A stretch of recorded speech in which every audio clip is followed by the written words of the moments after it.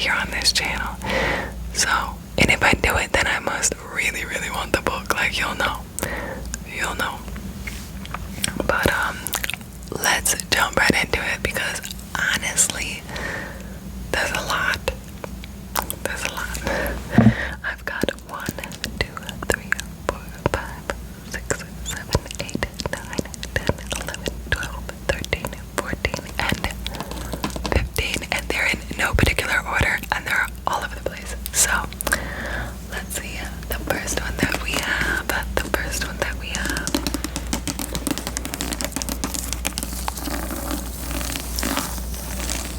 What a great sound. Is City of Windows, a novel. Robert Bobby, I think, B-O-B-I. Bobby. Great plot, great setting. I loved this, said Lee Child. I thought it actually sounded really good, I'm not gonna lie.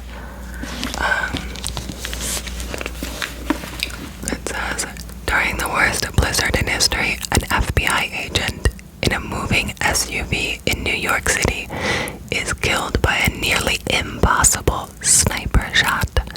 Unable to pinpoint where the bullet came from, and with the storm rapidly wiping out crucial evidence, agent in charge, Brett Keogh, turns to the one man who might be able to help them, former FBI agent Lucas Page. Page, a university professor and best-selling author, left the FBI years ago after being gravely injured in a tragic accident. He is reluctant to engage again with the FBI, but he has an amazing ability to read a crime scene and figure out angles and trajectories in his head, and he might be the only one who can do what the FBI's computer models cannot. Find the sniper's nest. With a new wife and family, Lucas Page has no interest in helping the FBI except for the fact that the victim was his former partner. Bum, bum, bum. Agreeing to help for his partner's sake, Page finds himself hunting a killer with an unknown agenda and a top-notch sniper skill in the worst of conditions, and his partner's murder is only the first in a series of meticulous executions carried out with all but impossible precision. When Page starts to see a pattern, the killer changes tactics, and Page's own family becomes a target. To identify and hunt down this ruthless, seemingly unstoppable killer, Page must discover what hidden past connects the victims before he loses all that is dear to him. I think it sounds fantastic. What?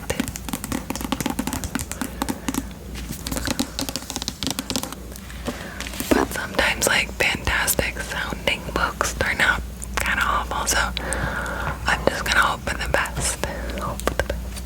Then we've got a classic John Steinbeck. Tell me y'all know who Steinbeck is. Of Mice and Men. Yeah? No? Yeah? Okay, well, this is called The Pearl.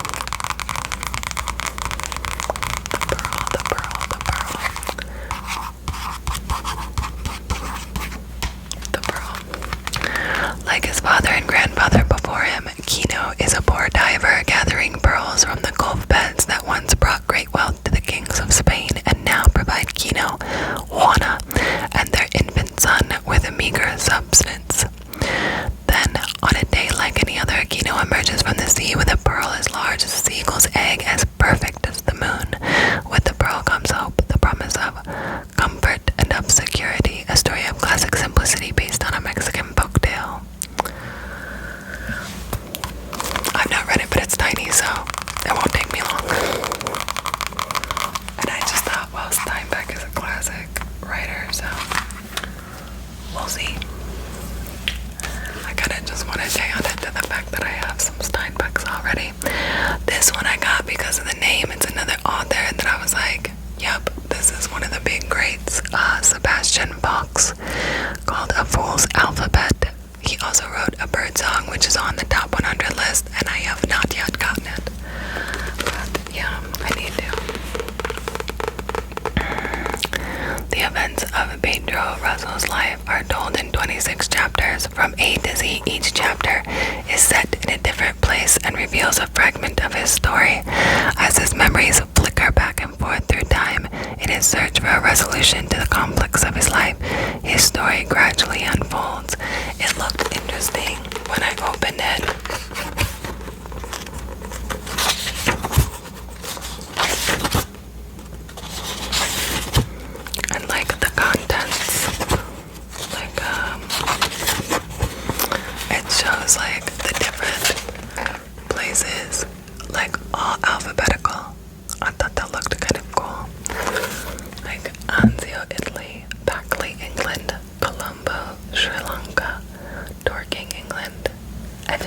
Illinois. So it's like he's taking trips all over, but it's like A to Z, which I thought sounded really fun and interesting.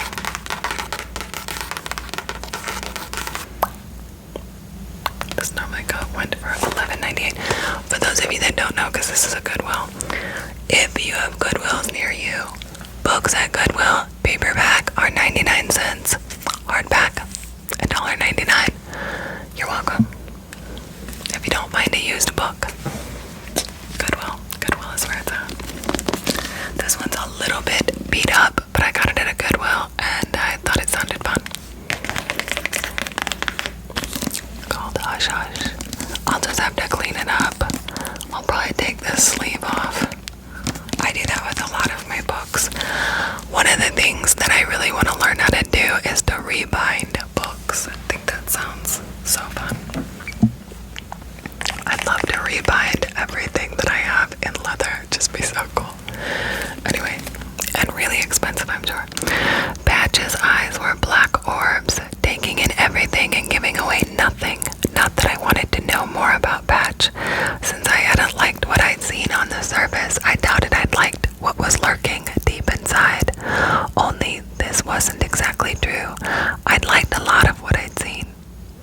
Long, lean muscles down his arms, broad but relaxed shoulders, and a smile that was part playful, part seductive. I was in an uneasy alliance with myself, trying to ignore what had started to feel irresistible. Fun. That looked good. Becca Fitzpatrick. The Sacred Oath, a Fallen Angel, a Forbidden Love. Okay. Alright, then we've got, I thought this one was fun. This one was also at the the Goodwill, but it had an Ollie's sticker on it, so somebody must have bought it from Ollie's first. This is the last book that Stan Lee wrote. A Trick of Light, the last book that he wrote before he died. And Kat Rosenfield.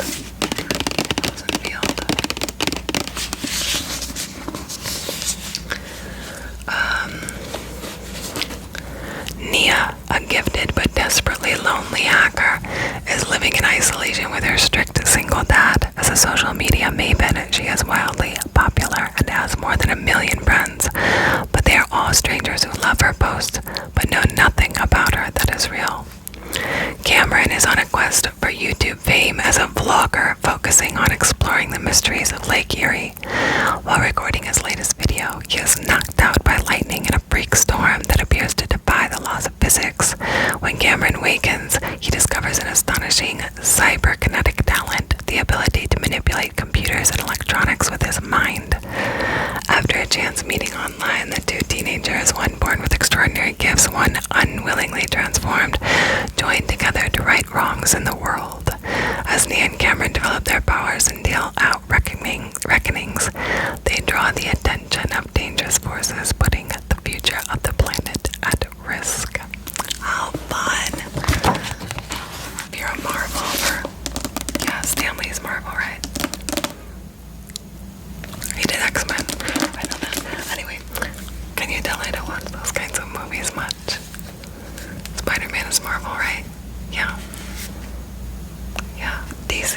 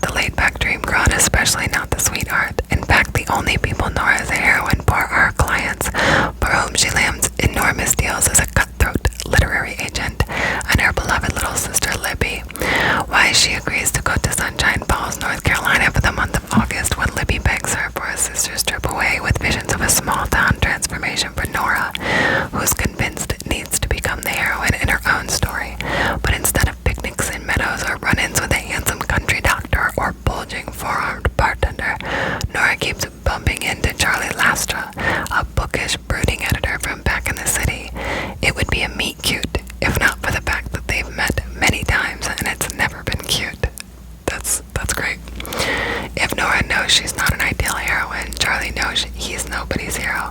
But as they are thrown together again and again in a series of coincidences no editor worth their salt would allow, what they discover might just unravel the carefully crafted stories they've written about themselves.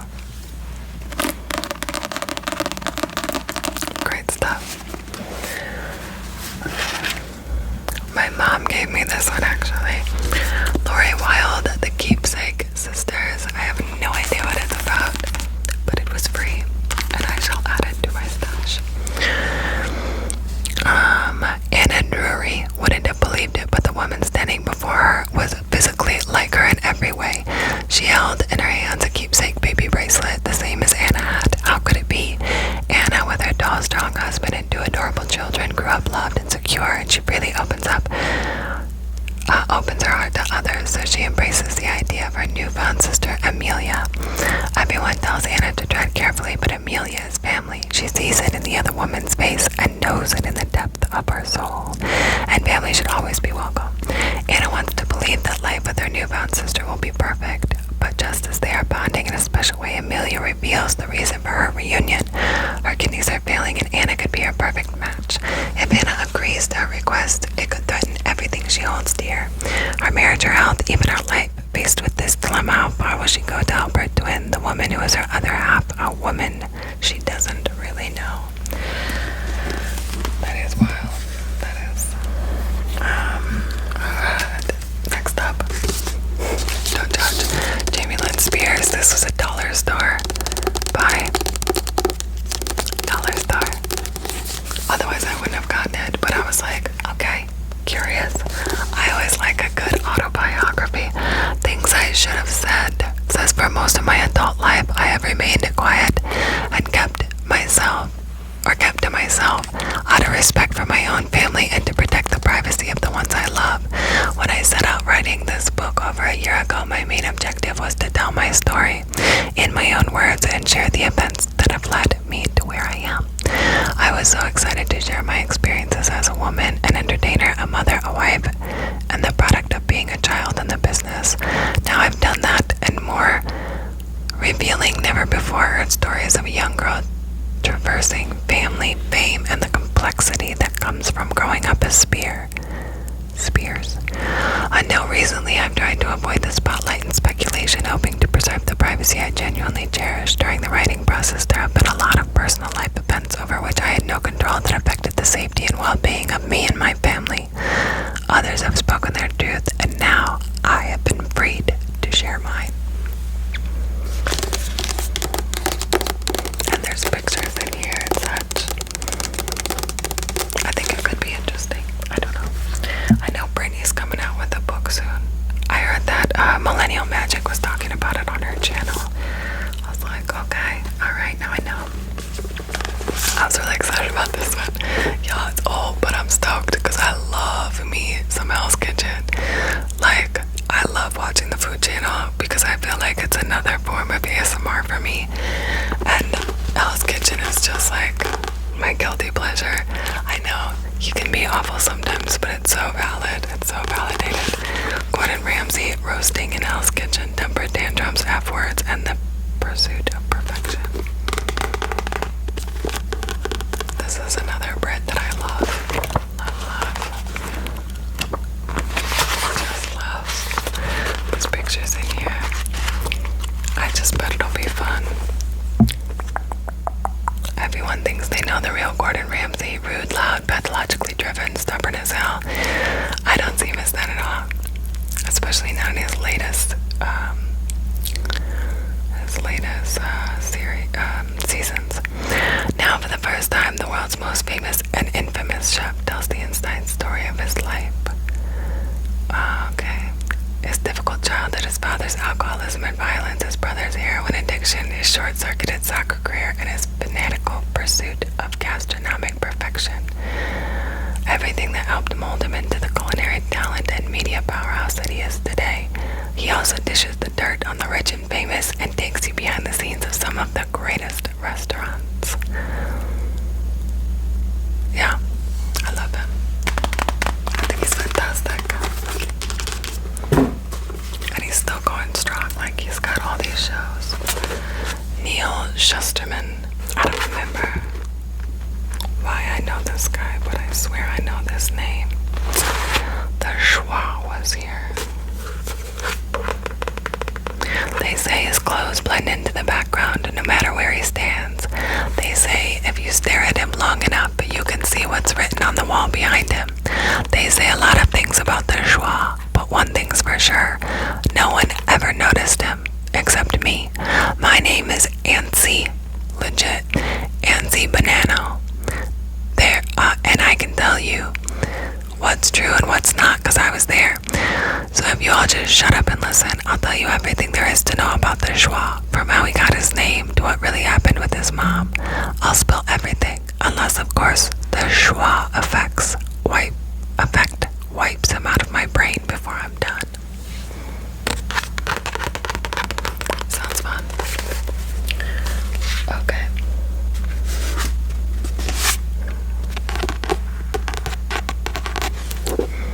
Ellen Hilderbrand, What Happens in Paradise? Irene Steele is still recovering from the shock of her life. Her loving husband, father to her grown sons, and well-regarded as a successful businessman, was killed in a helicopter crash. But that wasn't Irene's only shattering news. He's also been leading a double life on the island of St. John, where another woman loved him too. What? Now Irene and her sons are back on St. John, determined to learn the truth about the mysterious death and life of a man they thought they knew. Along the way, they're about to discover some surprising truths about their own lives and their futures, teeming with tropical details, romance, and drama. Okay, that's fun. I'm excited.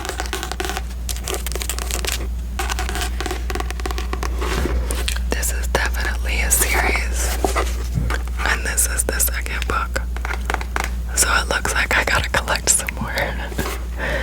My husband will love that. Alright, then I got these two. They were both in Goodwill, so I was like, yup, there's, I think, 3 of them. I'm missing. Nope, maybe not. Oh, the third book, yep, The Last Star. So I'm missing The Last Star in this trilogy. It doesn't really say much, in all honesty. The wave, there's nothing on the back. Let's see what's on the inside. Sometimes in my tent late at night, I think I can hear the stars scraping against the sky. I love that. That sounds fun. Have any of y'all read this? Was this a movie? Like, why is this so familiar? I don't know. Even the stars will wink out one by one, and there will be no light or heat. And this is the war, the endless, futile war against the limitless, heatless void rushing toward us.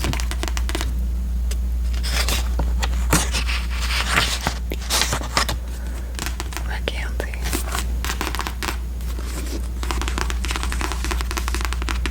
The world is a clock winding down. No idea what this is about. Need to look it up. This was on my top 100 books to read before you die. The Brideshead Revisited. Apparently it was a PBS series of Lynn.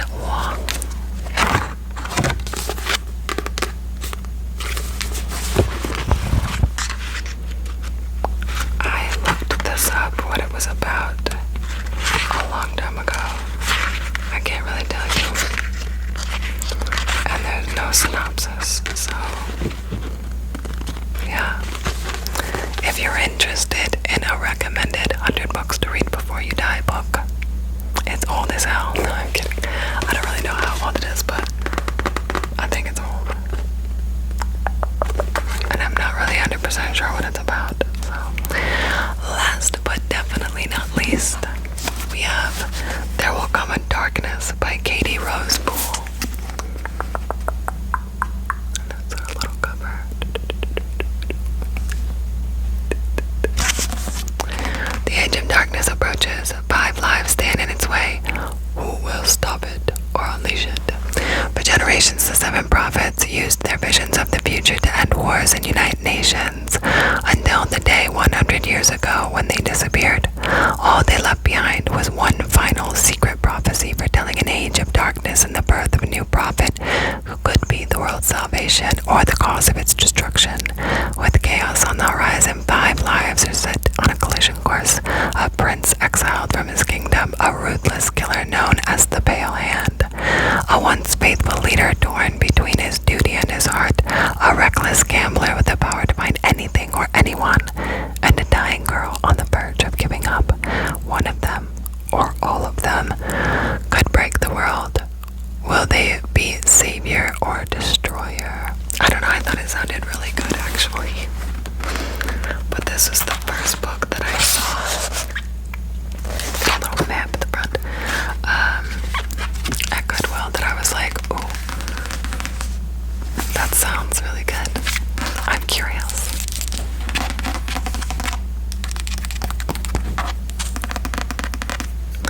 Alright, my loves. That's all I have for you. That's the end of our book haul. Tell me if any of those books look interesting to you. If you've read any of them, let me know. Let me know if they're any good. I'd love to know. I'm gonna get these inventoried and shipped to the UK. So, alright guys, thanks again for hanging out with me for this video. I always enjoy spending time with you and sharing my books with you.